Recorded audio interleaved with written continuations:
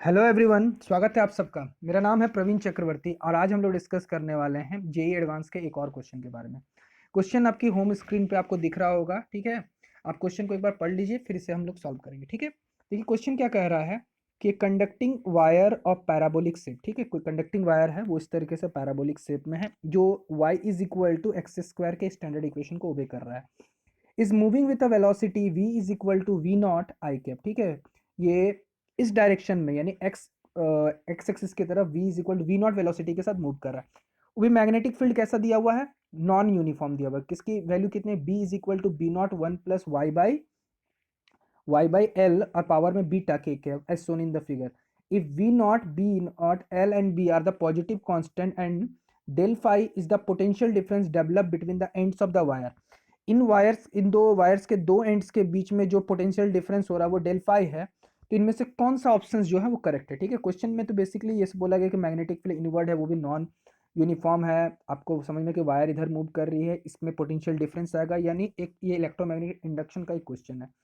Options को एक बार हम लोग देख लेते हैं, इसमें एक से ज़्यादा ऑप्शंस भी करेक्ट हो सकते हैं। ऑप्शन वन क्या बोल रहा है कि जो पोटेंशियल डिफरेंस होगा उसकी जो मैग्नीट्यूड है वो 1/2 B naught l for beta is equal to zero के लिए होगा। अगला जो है वो 4/3 beta B naught l for beta is equal to 2 के लिए होगा। थर्ड जो है वो है del phi remains the same if the parabolic wire is replaced by the straight wire y is equal to x initially of the length √2l।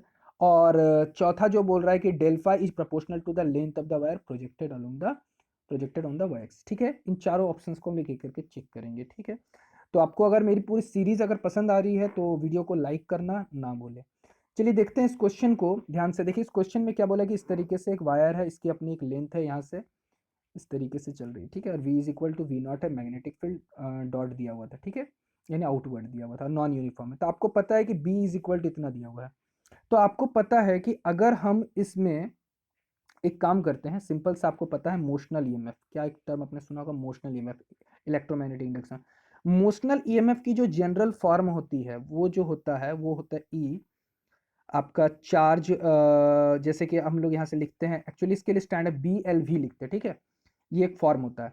अगर हम इस फॉर्म को अगर हम थोड़ा सा वेक्टर फॉर्म में कन्वर्ट करना चाहेंगे तो आप आराम से देख सकते हैं DL अगर छोटे से एलिमेंट, और ये V क्रॉस B के इक्वेशन को वेक्टर फॉर्म में हम लोग और थोड़ा सा इसको डॉट फॉर्म में कन्वर्ट करके लिखा जा सकता है, ठीक है।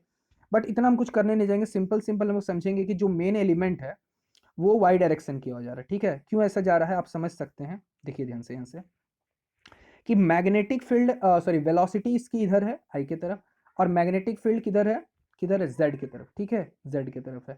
तो अगर हम बात करते हैं, अगर हम लिखते हैं V क्रॉस B, तो I क्रॉस आपका आएगा K, ठीक है। I क्रॉस K क्या होता है, -J, ठीक है। I क्रॉस क्या होता है, -J। तो ये जो आ रहा है वो J ही आ रहा था, बेसिकली J कॉम्पोनेंट मतलब आपका Y कॉम्पोनेंट, इसलिए हमारा जो कॉम्पोनेंट होगा वो केवल Y की तरफ फोकस है, इसलिए जो एलिमेंट हमने लिया है वो Y की तरफ है। इसलिए आप यहाँ पे देख पा रहे हैं कि जो हमने DE लिया है, जो स्मॉल एलिमेंट्री लेंथ है वो dy/b इंटू वी नॉट, ठीक है। बीच का वैल्यू आपको पता था b0 1 plus Y by l into beta और v0 dy, ओके। यहाँ जो b की वैल्यू है, अगर हम इसमें से बीटा की वैल्यू, यहाँ पावर में बीटा है, अगर हम इस DE दिया हुआ था इसको पूरा का पूरा इंटीग्रेट करते हैं तो आप देख सकते हैं b0 और v0 बाहर आ जाएगा, 0 टू l इंटीग्रेशन हो जाएगा, और इसमें 1 प्लस वाई बाई एल के पावर में बीटा, ओके। अब इसमें हम लोग केसेस लगाते हैं जो आपके ऑप्शंस में दिए हुए थे। ऑप्शंस में पहला ऑप्शन दिया हुआ था कि अगर बीटा की वैल्यू जीरो होती, तो अगर बीटा की वैल्यू जीरो हो जाती तो आपका b0 v0 यहाँ से आ जाता, और अगर आप इसको सॉल्व करते तो ये हो जाता 1 प्लस ये जीरो हो जाता, तो 1 प्लस 1 2 हो जाता। दैट मीन्स आपका सिंपल सॉल्व करने के बाद आ जाता 2 v0 इंटू एल, ठीक है। तो यानी जो इंड्यूस्ड ईएमएफ हो जाता तो आपका क्या था 2 v0 इंटू एल। तो अगर इस हिसाब से देखने जाते तो जो हमारा पहला ऑप्शन दिया हुआ था कि बीटा के लिए इतना होना चाहिए तो वो रॉन्ग है, ओके। ये आपको बात समझ में आ गई। दूसरा देखते हैं कि बीटा इज इक्वल टू 2 के लिए क्या आता है। देखिए अगला जो है यहाँ से कि बीटा इज इक्वल टू अगर हम लोग 2 लेते हैं तो इसका मतलब डेफिनेटली यहाँ 1 प्लस वाई बाई एल के पावर में स्क्वायर हो जाता। अगर इसको सिंपली इंटीग्रेट करते हैं तो y प्लस यहाँ हो जाता है y के पावर में 3/3l स्क्वायर, लिमिट जो है आपका वो 0 टू l ही रहता है। इसको डेफिनेटली अगर हम सॉल्व कर रहे हैं तो l plus l/3 that is 4/3 b0 into v, ठीक है, b0 into v naught, okay, b0 into v naught, clear है। तो ये ऑप्शन सेकेंड ऑप्शन जो है आपका करेक्ट हो गया। अब आपसे क्वेश्चन में क्या कहा गया था कि अगर थर्ड जो ऑप्शन को बोला गया था कि अगर हम लोग y is equal to x square को रिप्लेस करके अगर हम लोग स्ट्रेट वायर, जैसे कि आपका ये वायर था इस तरीके से, अगर हम यहाँ इसको रिप्लेस करके एक स्ट्रेट वायर यूज करते जिसकी ओरिजिनल लेंथ अगर 2L होती, तो आप समझ सकते कि इस साइड इसकी प्रोजेक्शन L होती, इस साइड इसकी प्रोजेक्शन L होती। ठीक है, मैं इसको थोड़ा सा और अच्छे से बता रहा हूँ, देखिए ध्यान से। अगर ये स्ट्रेट वायर होता तो इसकी लेंथ √2L कब होती? जब इधर L और इधर भी L, तो आप डायरेक्टली देख सकते हो पाइथागोरस का यूज करके ये √2L हो जाता है। क्लियर है कि नहीं है? तो अगर हम इस तरीके से समझ सकते, देख सकते हैं डायग्राम में कि ये इस तरीके से, तो यहाँ पर कितना डिग्री बना रहा था? 45 डिग्री, क्योंकि स्ट्रेट लाइन के इक्वेशन को ओबे कर रहा होता। तो इस तरीके से यहाँ से जो ऑप्शंस को बोला गया, ध्यान से समझिए, यहाँ से जो ऑप्शंस को एक बार हम देखते, del phi remains the same if the parabolic wire is replaced by y is equal to. देखिए, आप वायर चाहे पैराबोलिक रखिए चाहे स्ट्रेट वायर रखिए, जब आप इंटीग्रेट कीजिएगा इन दोनों ऑप्शंस के लिए कीजिएगा, तो आपको लिमिट तो 0 टू y तक ही लेना है, 0 टू L तक ही लेना है ना। तो यहाँ आपका किस पाथ से होकर जा रहा है, इट डजेंट मैटर।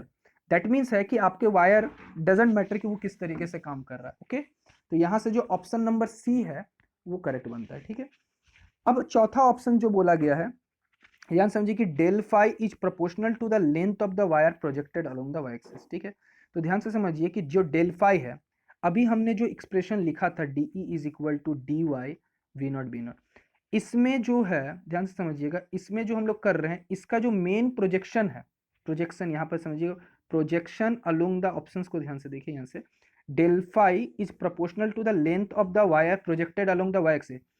आपके पास आपने जो वायर लिया है, सॉरी, आपने जो वायर लिया है, इसका मेन प्रोजेक्शन जो हमने एलिमेंट लिया वो वाई प्रोजेक्शन की तरफ होना चाहिए था ना।